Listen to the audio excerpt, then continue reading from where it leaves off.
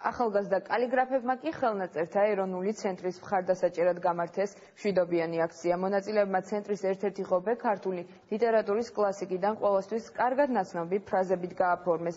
ამ ფორმით მათ ხელნაწერთა ცენტრის მიმართ თანადგომა გამოხატეს ბოლო დროს მიმდინარე მოვლენების გამო. ხელნაწერთა ცენტრსა და განათლების სამინისტროს შორის უთანხმოება რამდენიმე საკითხს უკავშირდება. ცენტრის თანამშრომელთა უკმაყოფილების მიზეზი დაბალი ხელფასები და სამინისტროს მხრიდან უყურადღებო დამოკიდებულებაა. გარდა ამისა, ისინი აღნიშნავენ, რომ სამინისტრო ხელნაწერთა ცენტრის ახალი შენობის ადგილად სამების ტაძრის ეზოს განიხილავს, რაც მათთვის მიუღებელია. ამ საკითხზე ცენტრის ყოფილმა დირექტორმა ბუბა კუდავამ ტაბულას გადაცემა თეორემაშიც ისაუბრა.